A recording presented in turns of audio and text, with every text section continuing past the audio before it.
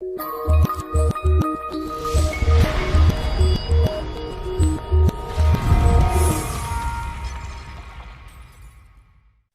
empecé a interesar por la figura de George Soros ahora unos 5 años, cuando hubo todo el problema de la llegada masiva de refugiados y de falsos refugiados allá por 2015, cuando en varios medios de comunicación empezaron a hablar sobre la figura de este personaje, de cómo financiaba fundaciones que apoyaban la inmigración masiva, etcétera, etcétera.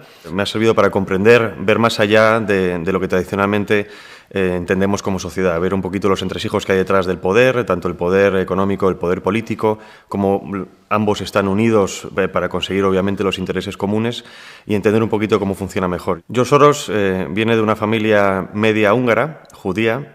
Estudió en la London School of Economics, una de las más importantes del país, y allí conoció a Karl Popper, al filósofo que creó la idea de sociedad abierta.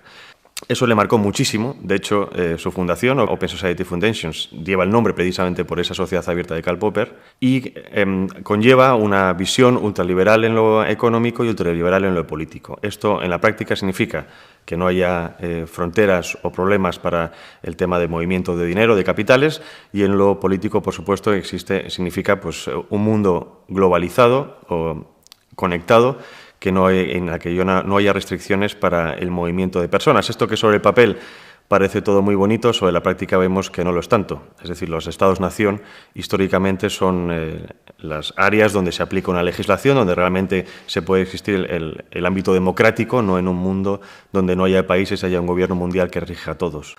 ¿Por qué ha creado esta red o por qué ha creado esos tentáculos? Porque sabe muy bien, precisamente a través de ese poder económico que le ha dado un conocimiento del poder político, sabe muy bien cómo funciona todo esto y es a base de entresijos de fundaciones, de asociaciones que influyen en la opinión pública. Es decir, modificar la opinión pública para que la gente acepte cosas que antiguamente no aceptaban.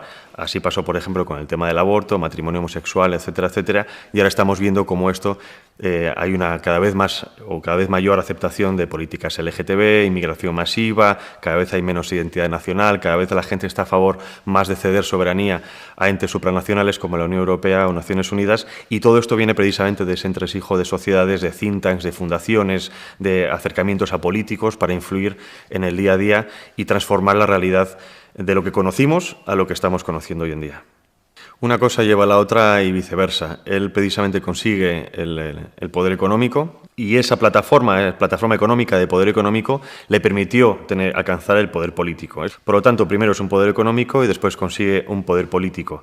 También hay que decir que este hombre, muy inteligente, no da puntadas sin hilo. Y él, como buen especulador financiero, siempre intenta sacar un rédito económico de los problemas políticos. Y si bien es cierto que hay una unión entre ambos, obviamente los separatistas quieren alcanzar la separación política, Soros ahí ve un interés, es decir, ¿cómo puedo romper España? No porque España sea un país como España, sino porque es un país importante dentro de la Unión Europea, uno de los más importantes. Entonces, ¿qué puedo conseguir de esto? Él tiene un interés, siempre lo ha dicho en varias entrevistas, ha reconocido que las identidades nacionales tradicionales serán un estorbo para conseguir ese nuevo orden mundial, que significa obedecer a un solo gobierno o al menos a que la soberanía nacional pase a entidades supranacionales. Obviamente los separatistas le permitían alcanzar eso. ¿Qué esto significa? Atomizar las naciones, atomizar las sociedades.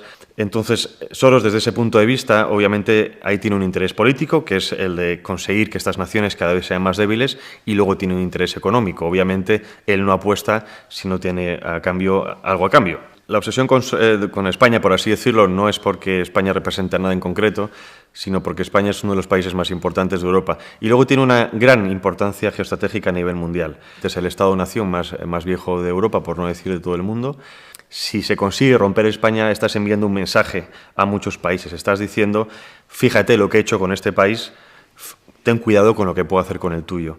España se suele decir por parte de algunos globalistas, y lo han reconocido, que es un campo de ensayo, una especie de campo de prácticas de estas políticas subversivas, de políticas multiculturales, globalistas, que si funcionan se aplicarían en otros países. Por eso España es un objetivo prioritario. La agenda global existe, de hecho están los papeles aprobados en la ONU y en otros organismos supranacionales recientemente, que se intenta promover precisamente todo ese tipo de políticas LGTB, aborto, eutanasia, etcétera, etcétera. Hay que entender que este tipo de personas, la gente con tanto poder, No es porque tenga un interés real de defender a ese colectivo, seguramente el colectivo LGTB o el feminista le dé exactamente igual. Simplemente ver estos colectivos como desde un punto de vista utilitario. ¿Qué pueden darme a mí dentro de mi proyecto de consecución de mis políticas a nivel internacional? Por lo tanto, el interés de esto es evidentemente enfrentamiento social, atomización social.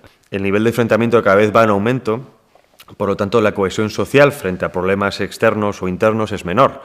Es decir, a base de fomentar este tipo de grupúsculos, lo que hacemos es debilitar esas cohesiones internas para que cada vez sea menos la resistencia a este tipo de políticas. De hecho, la soberanía nuestra cada vez es menor precisamente por el poder que tienen estas asociaciones o estas instituciones internacionales, y todo nos lleva ahí. Cada vez, hay que recordar, por ejemplo, en Europa, las políticas de los Estados miembros, prácticamente el 80% de sus políticas vienen de Bruselas. Entonces, todo esto sirve para cada vez más debilitar el Estado, que el Estado quede simplemente como un Estado regidor burocrático que impone políticas aceptadas a nivel internacional, pero que no defienda los intereses de la nación. Recordemos que las leyes LGTB o la ideología de género no es otra cosa que es políticas enfocadas a la confusión. Bajo ese falso paraguas de una supuesta igualdad, de un supuesto bien, se esconde algo mucho más preocupante, que es precisamente esa atomización social. Pero lo que estamos viendo es que estas políticas LGTB han pasado de pedir la no censura a ser políticas que aplican censura al disidente, ¿no?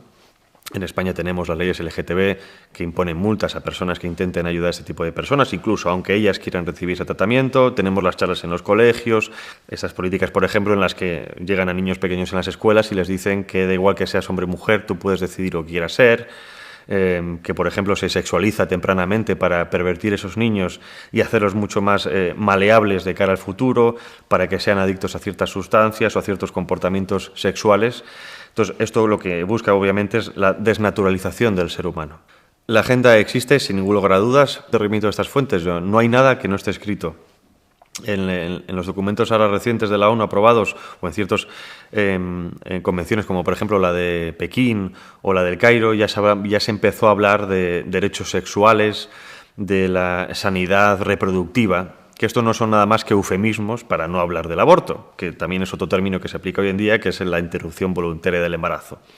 Y todo esto viene de esas políticas de género que se aplican a nivel internacional, que al decirnos obviamente si hay un derecho sexual y hay una necesidad sexual, unos impulsos sexuales, hay que saciarlos.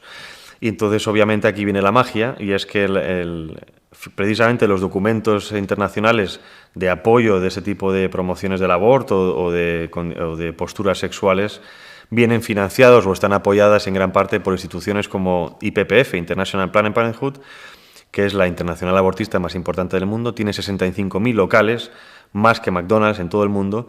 Si tenemos una institución privada, IPPF, que se beneficia del aborto económicamente y a la vez en sus documentos, de mano con la Unión, con Naciones Unidas o incluso con la UNFPA, el Fondo de Población de Naciones Unidas, estamos promocionando el aborto entre las mujeres más jóvenes, lo que estoy haciendo es crear clientes del futuro.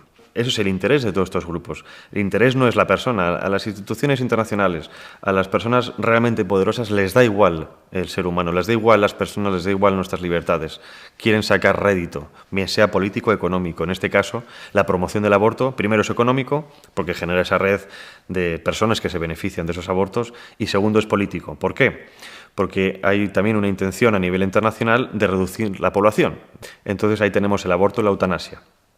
El aborto para matar a niños por nacer y la eutanasia para matar a personas que ya han excedido lo que ellos consideran un tiempo de vida necesario, ¿no? La inmigración masiva es otro de esos intereses que tienen esta élite globalista, George Soros, por ejemplo, para conseguir desestabilizar las naciones. Recordemos que la inmigración masiva es una herramienta de destrucción masiva reconocida dentro de lo que se llaman guerras híbridas o las guerras desestructurales en las que estamos metidas. Tenemos la guerra informativa, la propaganda, la desinformación, la guerra económica, la guerra cibernética. Y la inmigración masiva es otro de esos pasos. Lo que estamos haciendo es sacar a las personas de su contexto natural, de sus países de origen, su cultura, las estamos importando a países completamente diferentes, con una educación completamente diferente, en la que se van a ver completamente deslocalizados, se van a ver confusos.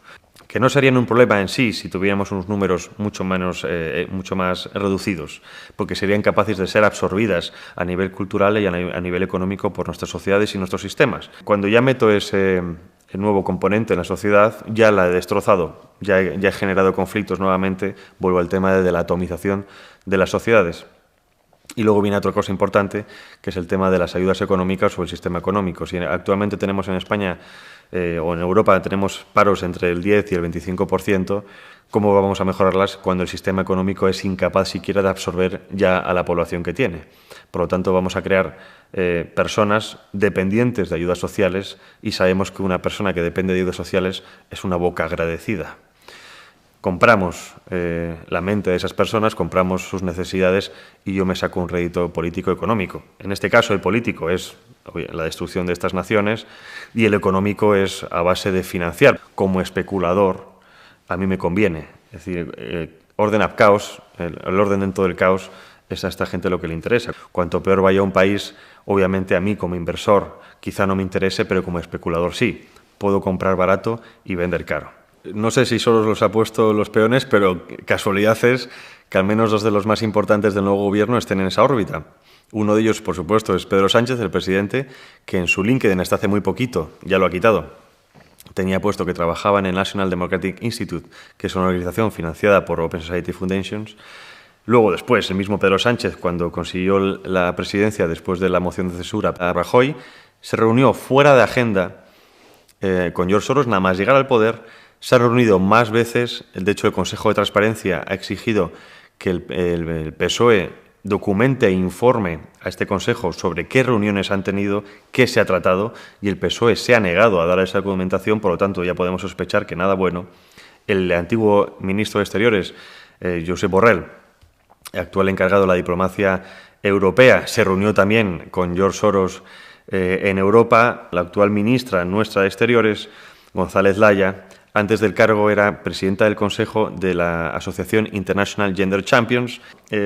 Obviamente creo que nunca lo han tenido mejor los agentes globalistas con el actual gobierno de España, pero sí que es cierto que a mí me sorprende que los políticos que supuestamente tienen que buscar nuestro bien se estén vendiendo a personajes de este tipo.